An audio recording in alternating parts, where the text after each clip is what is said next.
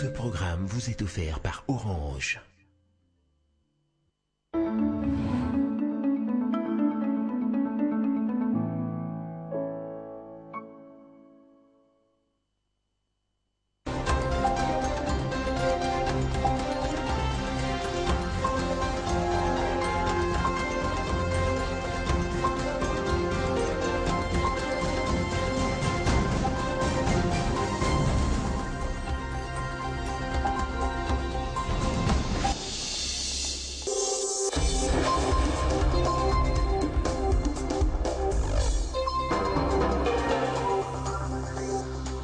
Échange ce mardi entre l'envoyé spécial des États-Unis pour la sous-région des Grands Lacs, Thomas Perriello, et le président de l'Assemblée nationale, Oba Minaku. Le renforcement de la situation sécuritaire à Beni, au Nord Kivu, et la situation économique et la poursuite du processus électoral ont fait l'objet de leurs échanges. La RDC vers l'introduction d'un vaccin contre le choléra. L'idée est depuis ce mardi en réflexion au cours d'un atelier organisé dans la ville de Kinshasa. La RDC, qui fait face à la recrudescence vertigineuse de l'épidémie de choléra, est à la recherche des solutions. Voilà tout pour les titres et bienvenue à tous à ce journal. L'envoyé spécial des États-Unis pour la sous-région des Grands Lacs, Thomas Perriello, a échangé ce mardi avec le président de l'Assemblée nationale, Oba Minaku. Le renforcement de la situation sécuritaire à Beni, au Nord Kivu, la situation économique et la poursuite du processus électoral ont fait l'objet de leurs échanges. À cela s'ajoutent d'autres questions liées à la production législative à la Chambre basse du Parlement congolais. On écoute Thomas Perriello au sortir de la rencontre.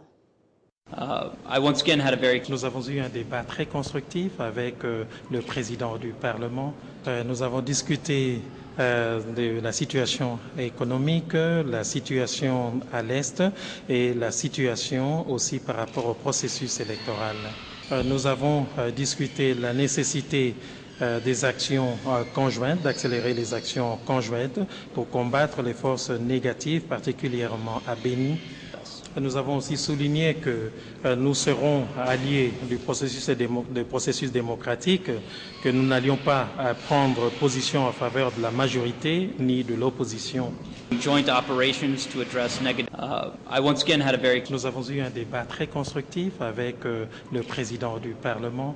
Nous avons discuté de la situation économique, la situation à l'Est et la situation aussi par rapport au processus électoral. Nous avons discuté de la nécessité des actions conjointes, d'accélérer les actions conjointes pour combattre les forces négatives, particulièrement à Beni. Nous avons aussi souligné que nous serons alliés du processus démocratique, que nous n'allions pas prendre position en faveur de la majorité ni de l'opposition.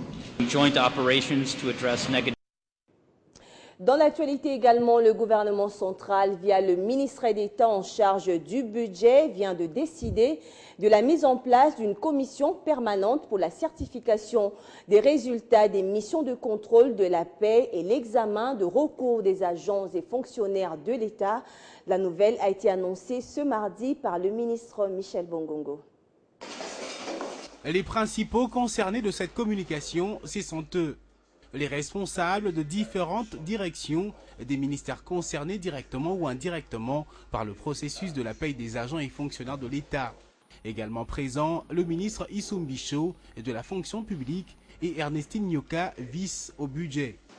Le gouvernement a entrepris depuis le mois de juin 2015 une série de contrôles sur la paie des agents et fonctionnaires de l'État pour rationaliser cette dépense, arrêter le coulage des recettes et dégager des économies susceptibles d'aider au financement de sa politique. Dans sa communication, le ministre d'État annonce la grande nouvelle. La mise en place d'une commission permanente qui aura la charge de certifier les résultats des missions de contrôle de la paie et de l'examen des recours des agents et fonctionnaires de l'État lésés. Dans la foulée, avec une bonne touche de maîtrise de la chose, Michel Bongongo a détaillé les éléments qui ont conduit à la mise en place de cette nouvelle commission qui fait suite aux leçons tirées des missions de contrôle organisées, l'objectif étant de capitaliser l'expérience acquise. Ces missions de contrôle avaient notamment comme charge l'examen des rapports des missions de contrôle de la paie et la certification de leurs résultats, mais également examen de cas de recours soumis par les agents et fonctionnaires de l'État dont le salaire est bloqué. Je vous l'annonçais tout à l'heure, ouverture ce mardi à Kinshasa d'un atelier sur la lutte multisectorielle contre le choléra en RDC. Cette initiative du ministère de la Santé fait suite à la recrudescence vertigineuse de l'épidémie des choléra ici au pays. Ces assises de 3 jours auront pour objectif d'établir un plan d'urgence opérationnel pour l'introduction de la vaccination contre le choléra en RDC. En République démocratique du Congo, le profil épidémiologique reste dominé par les maladies infectieuses, parasitaires et carentielles. Parmi ces maladies infectieuses à potentiel endémique figure le choléra au regard de nombreuses pertes en vie humaine causées par cette maladie.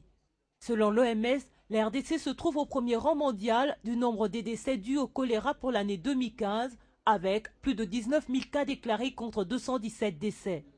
Pour mettre fin à cette situation, le ministère de la Santé publique a initié un atelier multisectoriel sur la lutte contre le choléra. Il faut passer à l'approche multisectorielle, non à l'approche médicalisée, qui c'est même la santé. Puisqu'avant, même avant, les gens bien sûr pensaient dans les années 60, les gens disaient, on mettait tous les points sur les traitements. Après on a compris, non, si vous voulez arrêter, il faut une approche multisectorielle. Et ça va même de près, c'est comme ça qu'on appelle même l'approche une santé. Il faut tous, parce qu'il faut voir quels sont les facteurs de l'éclosion d'une maladie. Ces assises seront aussi une occasion d'échange entre les experts de la RDC et ceux venus de l'étranger pour voir dans quelle mesure introduire la vaccination orale contre cette épidémie. Nous donnons un peu d'importance, un peu plus à la vaccination. Puisqu'avant, notre stratégie prévoyait la vaccination pour le comité d'accès difficile.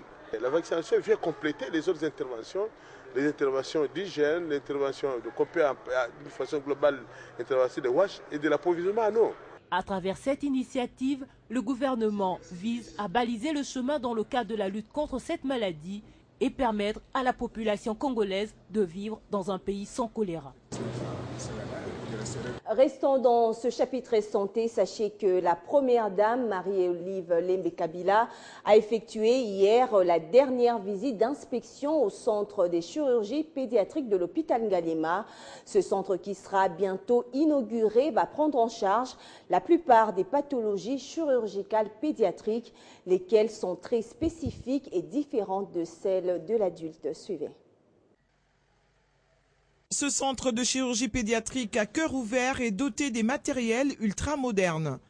De la réception au lieu du port des chaussures pour une asepsie de haut niveau, en passant par les 2 salles d'hospitalisation, de réanimation, le bloc opératoire, la salle de stérilisation et la salle d'isolement, la première dame de la RDC reçoit des explications sur le fonctionnement des appareils ultramodernes, d'abord de Mme Belbachir, mais aussi du ministre de la Santé et des autres médecins. Donc on déconnecte en fait le cœur humain pour qu'on y travaille. Oui. Elle n'écoute pas seulement avec grande attention, mais pose tout aussi des questions pour s'assurer. Ce centre certifié à normes européennes est doté d'une centrale de production d'oxygène servant à la climatisation et ventilation des lits des malades. Premier du genre en Afrique centrale, ce centre dont les opérations à cœur ouvert sont de la spécialité dispose également d'une radiologie mobile permettant de limiter au minimum le déplacement des malades. Le coût d'investissement est de 2 400 000 $ américains, hormis les techniques spéciales. La construction du dit centre a permis également le forage d'un puits de 85 mètres et d'unités de potabilisation d'eau de 4000 litres par heure, couvrant tous les besoins de l'hôpital Ngaliema. Mais pourquoi ce centre? Le chef de la maison civile du chef de l'État explique. Quand elle se rendra compte des difficultés matérielles dans lesquels elle a accouché, elle décidera. Il ne manque à nos médecins que l'infrastructure et l'équipement. Alors, il fallait construire quelque chose. Initiative de la première dame de la RDC, Marie-Olive Lembe Kabila, appuyée par le gouvernement, le centre de chirurgie pédiatrique de l'hôpital Ngalema sera inauguré incessamment. Parlons à présent de cet entretien entre Francine Muyumba, la présidente de l'Union panafricaine de la jeunesse, et le président namibien. La rencontre a eu lieu dans la ville de Swakopmund, située à près de 350 km de la capitale Windhoek. Plus de détails à travers ce résumé. Investir dans la jeunesse comme dividende démographique pour le 28e et 29e session ordinaire de la conférence de l'Union africaine en 2017. C'est ce qui justifie ce tête-à-tête entre la présidente de l'UPJ, Francine Muyumba, et le président de la République namibienne, Hage Geingob, à Swakopmund, à plus ou moins 350 km de la capitale Windhoek, au palais de la nation provinciale.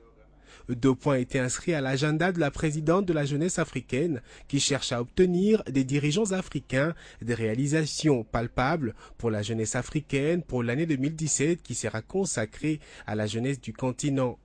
Il s'agit premièrement de la construction du siège de l'Union panafricaine de la jeunesse et de la création du Fonds africain pour le développement de la jeunesse, surtout pour l'appui à l'entrepreneuriat chez les jeunes. Pour plus d'efficacité, le président namibien a proposé qu'une réunion parallèle pendant le sommet de chefs d'État soit organisée sur ces 2 dossiers afin de mobiliser ses pairs et a imploré la République démocratique du Congo de jouer un grand rôle car le pays détient la présidence de l'institution de la jeunesse du continent dont l'ambassadeur de la République démocratique du Congo en Namibie, Anastase Kaboba, y a pris part, ainsi que le secrétaire général adjoint pour l'Afrique australe de l'UPJ, Dali Chombewe.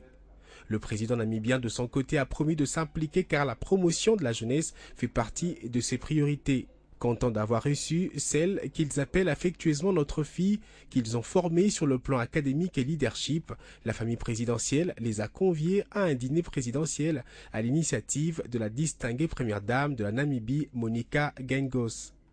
Avant de se rendre en Namibie, la présidente de l'UPJ a répondu à l'invitation du gouvernement sud-africain à Cape Town, en Afrique du Sud, comme oratrice à la conférence africaine sur le partenariat ouvert des gouvernements.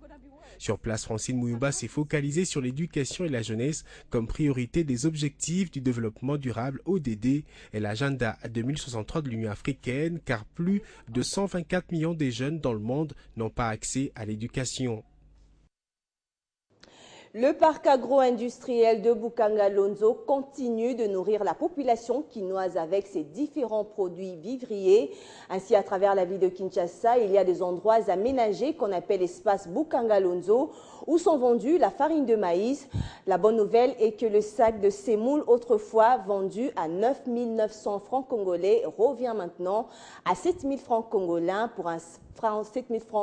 pour un sac de 10 kg, tandis que celui de 25 kg qui revenait autrefois à 19 900 congolais s'achète aujourd'hui à 16 500 francs congolais. Faire de la RDC un véritable grenier agricole est une vision du chef de l'État qui tient à l'industrialisation de l'agriculture. Et c'est ici, à 200 km de Kinshasa, qu'a lieu la première expérimentation. Nous sommes dans la province du Kwango, sur les sites du célèbre parc agro-industriel de Bukanga-Lonzo. On y cultive le maïs sur environ 80 000 hectares. Ces fécules est conditionné à Kinshasa et distribué dans des espaces dits Bukanga-Lonzo, à l'exemple de celui-ci dans la commune de Ngalema. Dans ces conteneurs est vendue de la farine de maïs jaune et blanche, ainsi que la très prisée semoule. Les Quinois de cette partie de la capitale s'y approvisionnent. Et ma soeur, vous en combien? 18 000. La semoule, 16 500. Un sac de 10 et 25 kilos, désormais à un prix plus qu'abordable. Semoule n'est pas prix qui tient. Semoule 25 kilos, ça qui a 19 900. Mais et qui tient à 16 500. 10 kilos, et ça qui a 9 900 et qui tient à 7 000 francs. Maïs peut être rechanger 25 kilos qui tiennent à 16 500, 10 kilos et qui tiennent à 7 000 francs. mais et Mathilde ils ont 18 000, 25 kilos. 10 kilos na 8 000 francs, c'est mon dépôt Kiti et ça gagne assez. Oui, avec ces prix revus à la baisse, la population ne peut que se frotter les mains. Le maïs est une denrée alimentaire des premières nécessités qu'on peut trouver dans différents espaces Bukangalonzo disséminés à travers la ville de Kinshasa, à un prix accessible à toutes les bourses. Les conditions des recrutements de jeunes diplômés en RDC, contraintes et réalités, c'est le sous-thème développé ce mardi par Jean-Marie Kassamba devant les étudiants de l'Université catholique du Congo. Après leurs études, les jeunes sont censés se lancer dans la vie professionnelle à travers la recherche de l'emploi. Entre-temps, le co-conférencier a quant à lui parlé de l'entrepreneuriat chez les jeunes. Les deux intervenants ont démontré aux étudiants le décalage qui existe entre l'école et le monde professionnel. Suivez. C'est la deuxième fois. Face à cet auditoire, des étudiants de l'Université catholique du Congo se tiennent le patron de l'espace 50 et celui de la société Jambo. Au menu, la question de recherche de l'emploi et les contraintes qui l'entourent. Problématique qui a suscité un débat houleux entre les conférenciers et les étudiants. Au finish des échanges, il y a de la satisfaction. L'initiative est bonne d'après les étudiants. Il était important qu'on appelle certaines personnes, soit donnent de l'emploi ou qui ont de l'expérience en matière de cela, notamment M. Jean-Marie Kassamba, qui nous a très bien éclairci en nous disant que l'emploi ou le chômage engage à la fois l'État que nous-mêmes les demandeurs d'emploi. Jean-Marie Kassamba a brossé succinctement les préalables à remplir, en faisant remarquer aux étudiants les réalités de l'Occident, qui diffèrent de celles d'Afrique, même si les méthodes de recrutement sont les mêmes partout. Il faut que les étudiants eux-mêmes fassent le mix entre la formation de l'université, plus la recherche personnelle, plus le courage personnel. Maintenant, il faut que les concours entre l'expérience professionnelle, la formation professionnelle et l'État qui vous mettent un cadre adéquat, ben les deux vont faire que vous allez être au chômage ou pas. Donc voilà, moi je suis venu juste à titre personnel pour faire part de mon expérience d'entrepreneur. Voilà, j'ai juste témoigné de mon expérience en espérant que ça peut aider justement les étudiants à façonner leur avenir, leur façon de voir et leur façon de faire. Par-delà tout, les deux intervenants ont eu plusieurs points de convergence dans leurs exposés. Ils recommandent par ailleurs à leurs auditeurs la détermination et une bonne présentation du curriculum vitae, ainsi qu'une bonne lettre de motivation. Et puis promouvoir l'éducation de qualité au sein de l'Académie des Beaux-Arts, améliorer les conditions des étudiants ainsi que celles des corps scientifiques et académiques. Tels sont les principaux axes de la feuille de route du nouveau directeur général de l'Académie des Beaux-Arts, Henri Kalama. Une feuille de route qui intervient 3 mois après son installation à la tête de cette institution. Créée depuis 1957, l'Académie des Beaux-Arts occupe aujourd'hui la première place des universités d'art en Afrique. Mais depuis un certain temps, elle subit des contraintes ou défaillances du système éducatif en RDC. Après sa nomination au mois de mars dernier, le nouveau directeur général Henri Kalama compte redorer l'image de cet institut en mettant en place toute une série de réformes. Certes, ça en vaut la peine. Il faudrait d'abord que la communauté se mette au travail. Ça, c'est le maître mot. J'ai comme l'impression qu'on ne travaille pas assez. Alors, c'est en travaillant déjà assez qu'on peut évaluer ce qui est rendu. Une fois qu'on a ces résultats, il faudrait évaluer maintenant. Et c'est un bon résultat, c'est un résultat escompté. Voilà pourquoi nous inscrivons dans la logique notre ministère. Pour son premier coup de balai, les nouveaux DG s'engagent à améliorer les conditions d'enseignement qui, depuis un certain temps, est devenue très préoccupante dans les auditoires, tout comme dans des ateliers. Avec lesquels... Dans la cellule de réforme, Henri Kalama entend également améliorer les conditions de travail et de vie des agents de là-bas, du huissier jusqu'au cadre. Nous venons juste d'entrer, nous pensons qu'avec beaucoup de disciplines, c'est possible. Nous allons nous donner une gestion rigoureuse et du personnel et de peu de moyens que nous pourrons réunir très prochainement pour que tout cela puisse servir, n'est-ce pas, la communauté. Après David Liolo et tant d'autres, le directeur Henri Kalama Akoulez s'engage à remettre là-bas au Panthéon du patrimoine culturel au mieux un berceau de savoir pour l'Afrique. On va à présent prendre ce constat de notre rédaction sur l'absence et l'arrêt des fonctionnements des feux de signalisation sur les artères de Kinshasa, une situation qui est à la base de plusieurs accidents de circulation. Une équipe de reporters était sur le boulevard du 30 juin, principale artère de la capitale. Bouchons, excès de vitesse ou non-respect du code de la route, les bonnes habitudes ne sont plus démises sur les artères de la ville de Kinshasa. La sécurité routière est remise en cause. De fait, les feux tricolores censés réglementer la circulation routière ne donnent plus aucun signe depuis plusieurs mois. Principale raison évoquée par les conducteurs et les patients que nous avions interviewés pour expliquer une situation dont ils ont manifestement ras-le-bol. Je viens même de commettre une erreur suite à l'absence de feux de signalisation. Il faut que ça s'arrange. Ça ne marche plus, ça doit être un problème de qualité.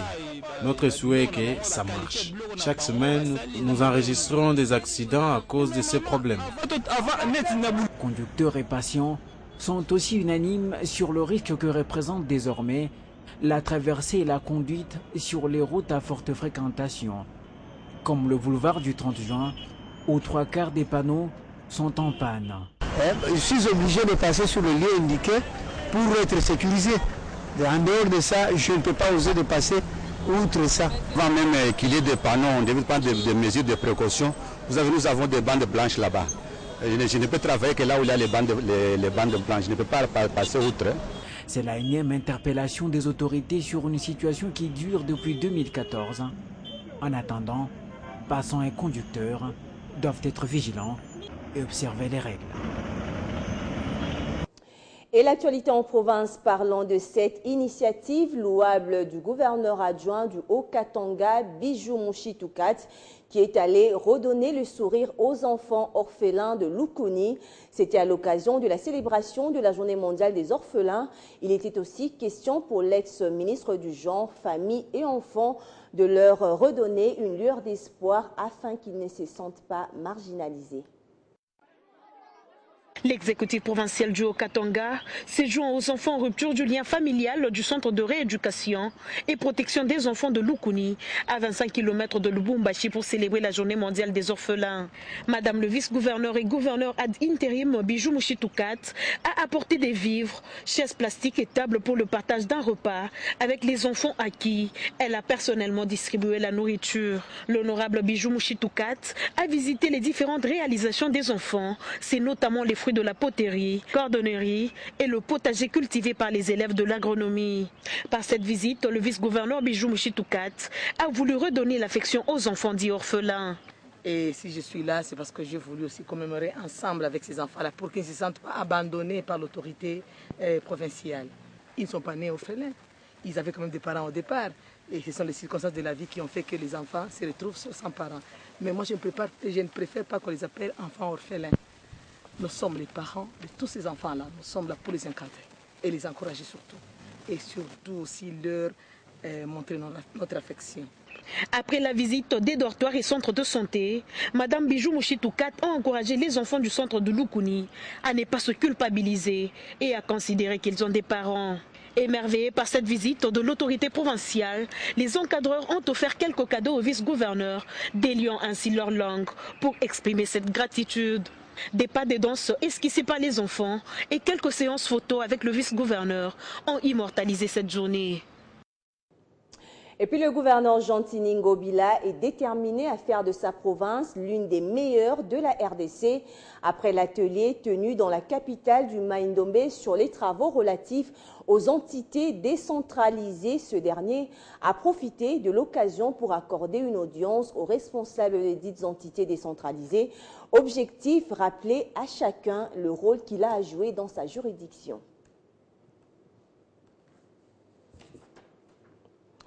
Voilà, c'est la fin de ce journal, mais avant de nous quitter, je veux vous lire un communiqué de la Générale des Carrières et des Mines.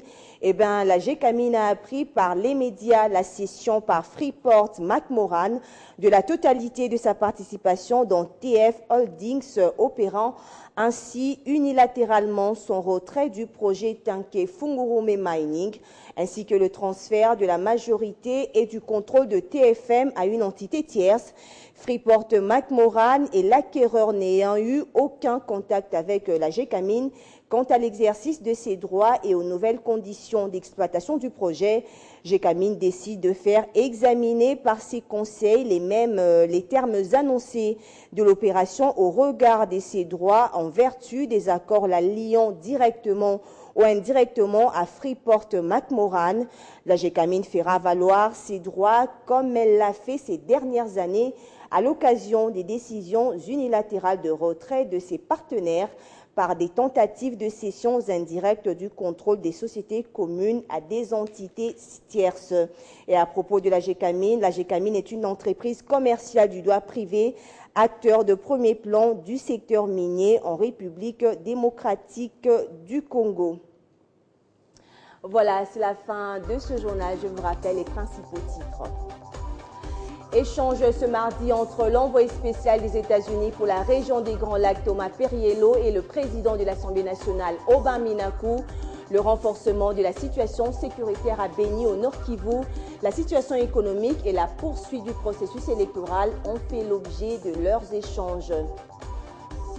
Et puis la RDC vers l'introduction d'un vaccin contre le choléra. L'idée est depuis ce mardi en réflexion au cours d'un atelier organisé dans la ville de Kinshasa. La RDC, qui fait face à la recrudescence vertigineuse de l'épidémie de choléra, est à la recherche des solutions. Restez avec nous, la revue de presse, c'est tout de suite.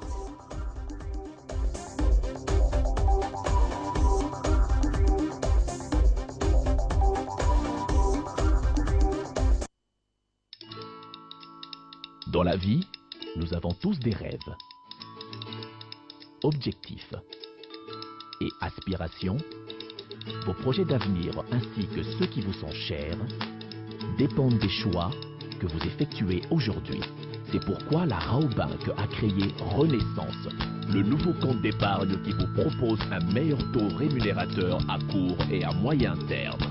Ainsi, vous pourrez suivre l'évolution des intérêts générés par votre épargne et assurer un avenir meilleur à vos projets les plus chers. Raobank is my bank.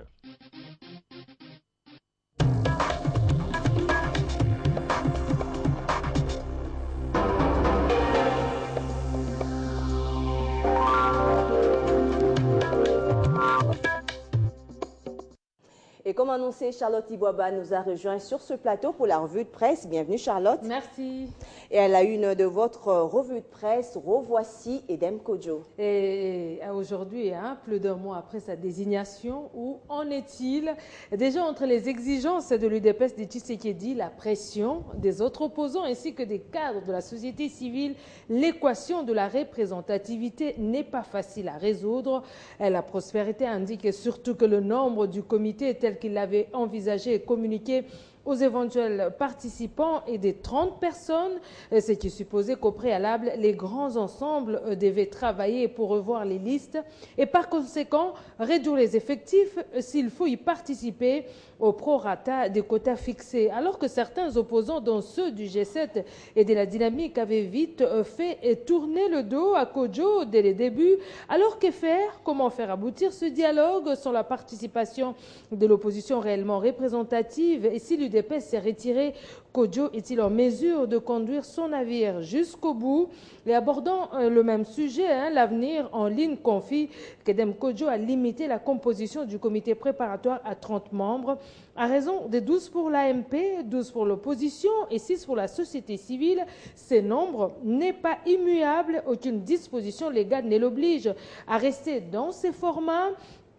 Pourtant, le facilitateur du dialogue politique qui se veut inclusif peut augmenter le quota de l'opposition sans que le monde ne s'arrête. Au rédacteur d'enchaîner, il pourrait doubler la part de l'opposition qui compterait ainsi 24 délégués. Et dans cette nouvelle formule, l'UDPS et alliés en compteraient 12, puis les 12 autres seront redistribués entre les autres partis politiques de l'opposition. Et pour Forum des As, il revient à Edem Kodjo de faire preuve d'imagination pour résoudre ces contradictions, car le temps ne s'arrête pas.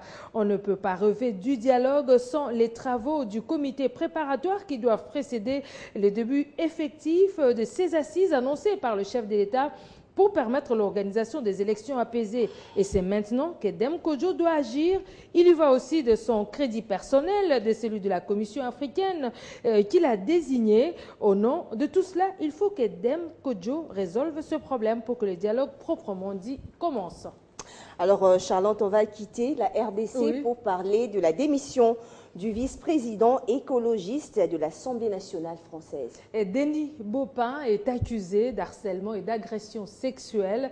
FranceInter.fr indique que pour la première fois, 4 femmes témoignent à visage découvert et au micro de France Inter pour dénoncer les faits relevant d'agression sexuelle ou de harcèlement sexuel mettant en cause le vice-président de l'Assemblée nationale. Au cours d'une enquête de plusieurs mois menée conjointement avec Mediapart, d'autres femmes souvent collaboratrices ou salariées, ont de leur côté préféré conserver l'anonymat par peur de représailles, mais racontent les mêmes agissements. C'est soit dans l'ascenseur, soit dans le bureau. Et RFI.fr révèle que dans un communiqué publié lundi, l'ex-vice-président qui a quand même déposé sa démission qualifie les accusations de harcèlement sexuel de mensongères, diffamatoires et sans aucun fondement. Denis Baupin, qui conteste les faits, promet de porter plainte pour diffamation.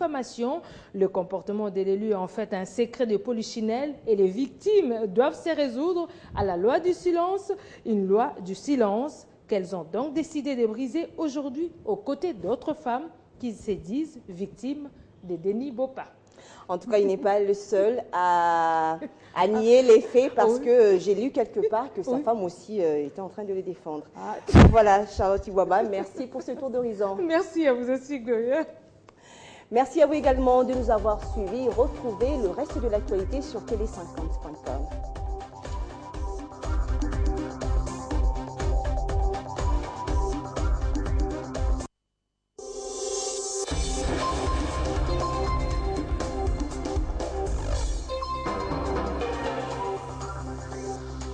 Ce programme vous a été offert par Orange.